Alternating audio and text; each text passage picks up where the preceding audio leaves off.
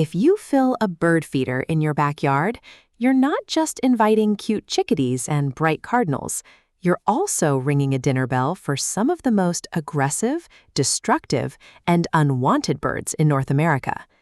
In this video, you will learn which 5 common backyard birds you should actually try to keep away from your feeder, why they cause problems, and what you can do about it. Let's start with the biggest bully on the block. Before we dive into the list, if you love uncovering the hidden drama happening right in your own backyard, hit subscribe now. We reveal the secrets of nature that most people never notice. Number 5, the common grackle. Most people hear the word grackle and think of a skinny blackbird that hangs around parking lots, but the common grackle is actually a striking bird when you look closely. It has a long tail that almost looks like a boat rudder, jet black feathers that shimmer with iridescent blues and purples in the sunlight, and a bright yellow eye that gives it a sharp, intelligent expression. They are native to eastern and central North America, with a summer range stretching north into Canada and west as far as Idaho. So they belong here. That is not the issue. The problem is how they behave. Common grackles are large for a backyard songbird, measuring about 12 inches from beak to tail. That size advantage lets them push smaller birds right off the feeder. But it gets worse. Grackles are highly social and often travel in mixed flocks with red-winged blackbirds, brown-headed cowbirds, and European starlings.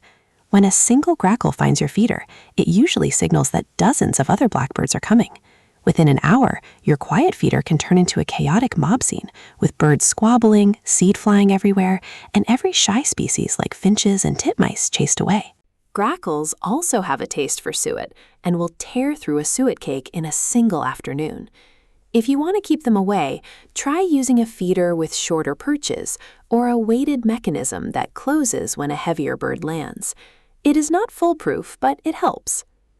Now, if you thought grackles were pushy, number 4 takes things to a whole new level, because this bird is not even supposed to be here, the European starling.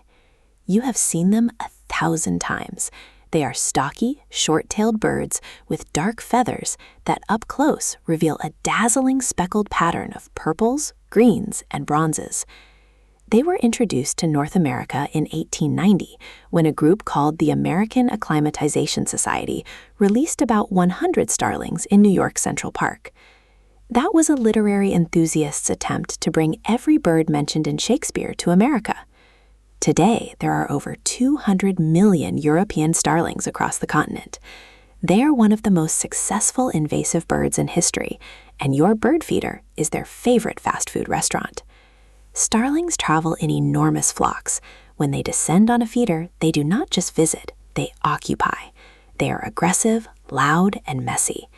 They also have a unique feeding adaptation called cranial kinesis, which means their skull bones allow their beak to open and pry apart food while keeping the tip closed. That lets them crack open seeds that other birds cannot, and they can eat suet faster than you can refill it.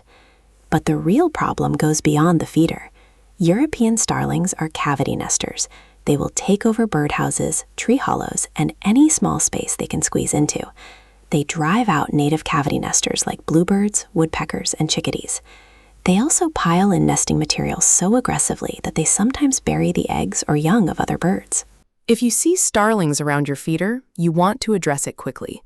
Use suet feeders that require birds to hang upside down. Starlings struggle with that position.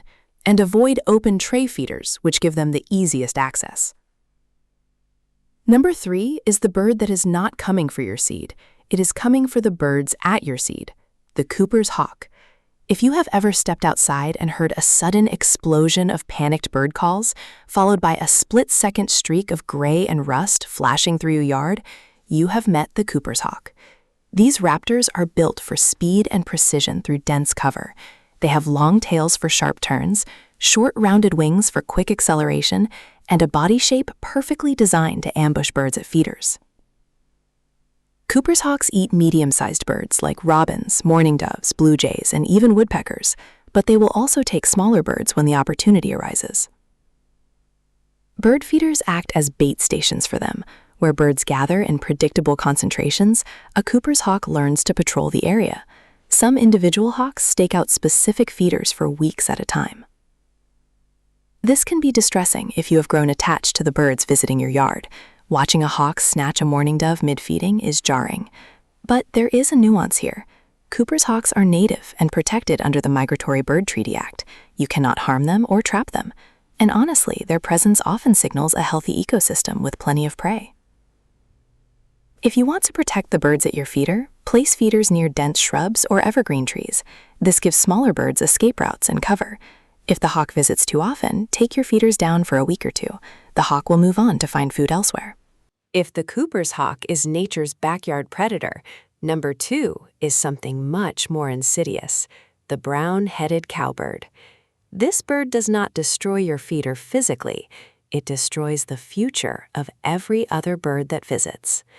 Brown-headed cowbirds are brood parasites. They do not build their own nests.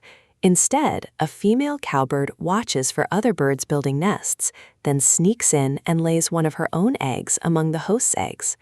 The host bird, often a warbler, sparrow, vireo, or finch, incubates the cowbird egg along with its own. But cowbird eggs hatch faster than most hosts' eggs, and the cowbird chick grows aggressively. It pushes the host's eggs out of the nest or outcompetes the host chicks for food. In some cases, the cowbird chick is fed by its foster parents until it is twice their size. A single female cowbird can lay up to 40 eggs per season, each in a different nest. Now connect this to your bird feeder. Cowbirds often flock with grackles and blackbirds. When they show up at your feeder, they are not just eating your seed, they are also scouting your neighborhood for active nests to parasitize. Your feeder essentially helps them fuel their breeding strategy at the expense of native songbirds. The best way to avoid attracting cowbirds is to avoid using platform feeders or scattering seed on the ground. Cowbirds prefer to feed on open, flat surfaces. Tube feeders with short perches are harder for them to use. And if you do see cowbirds, consider removing your feeders entirely for a period. Cowbirds are also protected by the Migratory Bird Treaty Act, so you cannot harm them, but you can make your yard less inviting. And now, the number 1 backyard bird you do not want at your feeder. If you live anywhere near a city, suburb, or farm, you already know this bird, the house sparrow. Do not confuse it with a native song sparrow or a chippin sparrow. The house sparrow is actually not a true sparrow at all. It belongs to the Old World weaver finch family. It was introduced to North America in 1851 in Brooklyn, New York, with the well-intentioned but misguided idea that it would help control insect pests. Instead, house sparrows exploded across the continent. Today, they are one of the most abundant birds in North America, and they are also one of the most aggressive. House sparrows do not just compete at feeders, they dominate them. They arrive in groups, chase off every other bird, and will even physically attack birds as large as themselves. But the real nightmare happens when they find a birdhouse. House sparrows are cavity nesters, and they are relentless. They will kill adult bluebirds, tree swallows, and chickadees to take over a nest box. They will pile nesting material on top of eggs or young of other species. They have been documented repeatedly destroying the nests of eastern bluebirds, a species that conservationists have worked decades to help recover. House sparrows are not protected by the Migratory Bird Treaty Act because they are non-native. That means in many areas you can legally remove them or their nests. Some birders use specialized nest box traps. Others simply make sure their birdhouse entrance holes are small enough to exclude house sparrows. A 1.5-inch round hole fits a house sparrow, but is too small for a bluebird?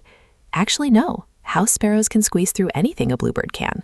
So many conservation bluebird trails use rectangular slot entrances or predator guards that specifically deter sparrows. If house sparrows have taken over your feeder, switch to foods they dislike. Safflower seed is a great option. House sparrows do not care for it, but cardinals, chickadees, and finches love it.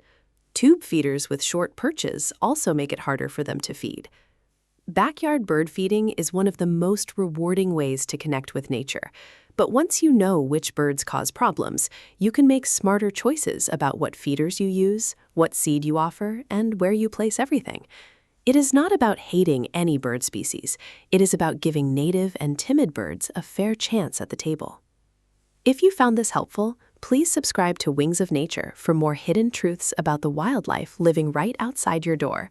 We publish new videos every week that will change how you see the natural world. Thanks for watching, and see you on the next one.